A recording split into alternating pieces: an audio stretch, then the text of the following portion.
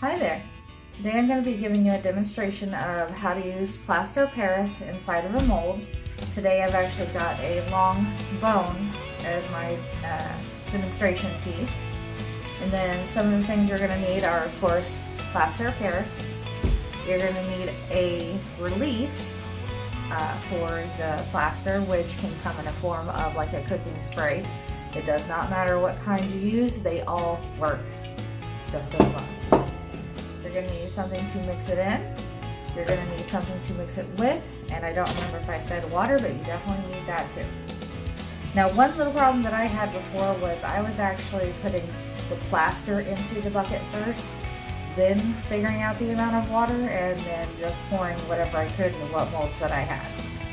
But then I figured out that if you figure out how much water you need inside the mold, then you can just figure out your ratio from there, because the ratio is 1 part water to 2 parts plaster. So if it's like this is basically a cup of water is what fits inside here, and we're going to do a little bit less than that. So essentially a cup of water, I would need 2 cups of plaster. And that's what I'm going to do. We're just going to do a small batch today. I'm not going to try to do anything fancy or crazy. So first thing I'm going to do is we are going to spray the mold. We want the plaster to be able to come out afterwards. Easily, I might add. So we're going to spray the mold with cooking spray. Then, because we really don't want a lot of the bubbles or pores, we're actually going to come in and wipe it down. Don't use a whole lot of different parts of the napkin to wipe it down, because you want the oil to retain in there, or remain in there, my apologies. So just a nice good covering, no bubbles. Okay. I am satisfied with that. So now we get to make our cigarettes. And before I go any further, I do want to mention that you want a workspace that's well ventilated. I have a window right there. I also have a mask on because plaster of Paris is messy and dusty. You really don't want to be breathing that in. So first things first, we're actually going to measure out the water first. It makes it a heck of a lot easier to make. You end up with a smoother finished product, and it's just better in the long run. So the 1 cup of water.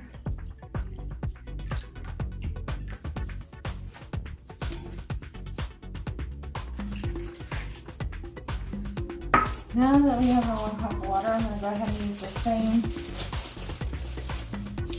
cup where we're going to dry it out so that I can put the plaster in it. Yay!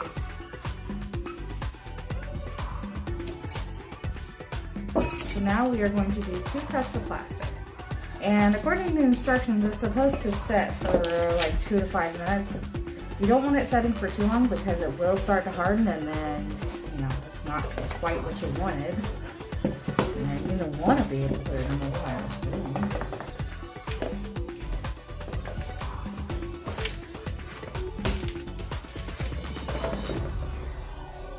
Okay, so 1. And then we're going to dig out another one.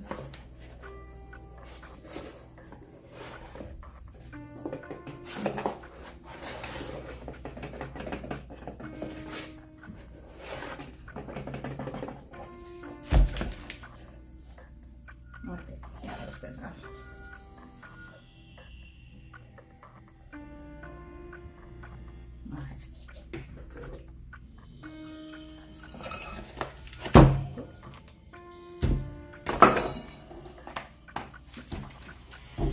Okay, so we're just going to let that sit for a minute and let it do its thing. Alright, so that's good enough. We're just going to go ahead and stir it now. It's getting a little thick. We don't, like I said, you don't want it to sit there for too long because it will start to harden up. So we're going to give it a really good stir. You're basically wanting pancake batter for it to look like pancake batter, but I promise you it is not pancake batter. Pancake? Pancake. It is not pancake batter. Please do not eat it. I will not be responsible for your nasty breakfast.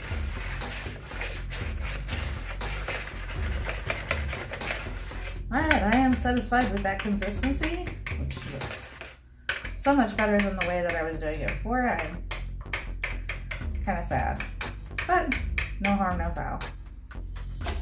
Alright, so now we're just going to pour it into our prepared mold. Some molds you will need to level them out, which that'll be fine until I can get this filled, and then we will. That's a bit stiff, isn't it?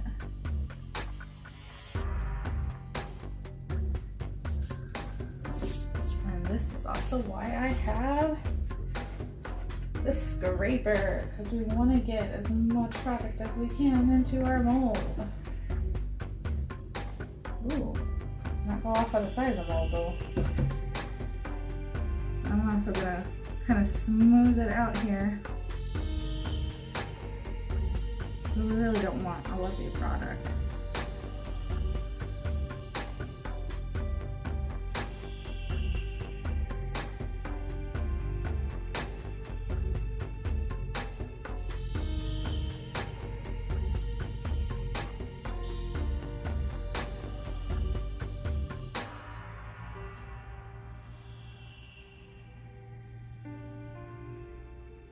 Okay.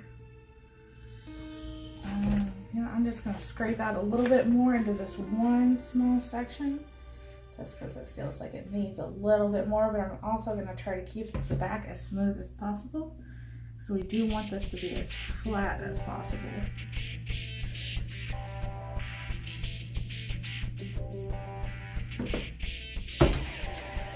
Normally I don't do this either, but I'm going to go ahead and just a little bit.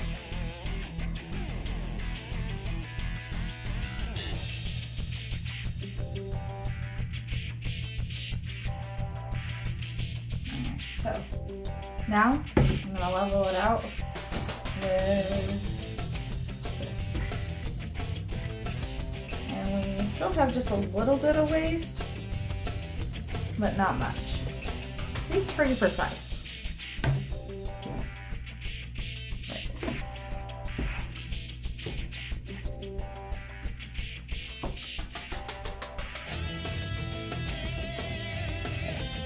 Now I'm going to leave this low for 30 minutes. See you then. While we are waiting on that to dry, we're waiting on the bone to die. While we're waiting on the bone to dry, I actually did want to mention the company I got my mold from. It is actually pacificmolds.com. I fell in love with this company because not only do they have great customer service, they are located in the US. They also have some great designs. Like I ended up getting this bone from them. I have that face as you saw. This is an 8-inch skull, and this is an 11-inch skull. I actually see my buckets work wonders for these, by the way. Sorry.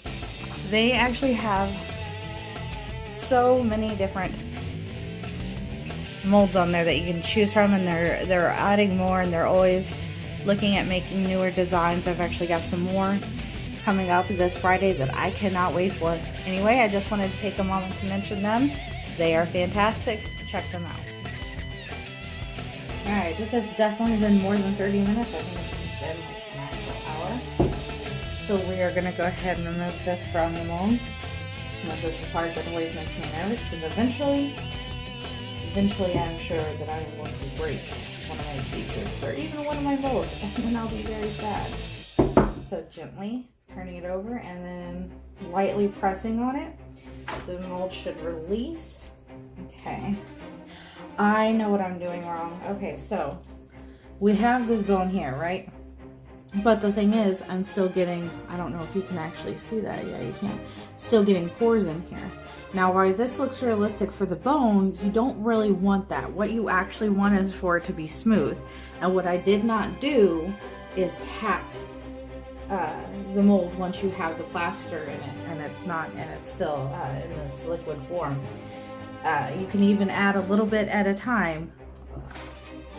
and then tap it as you go. That way you're getting the air bubbles to come up, and that way you don't end up with a porous looking piece like this, because this is not how it should look. But like I said, because this is a bone, it actually just kind of gives it a little bit more of a realistic look to me. And then that's the final product. So if you have any questions, just ask away and I'll do my best to answer them. Thank you.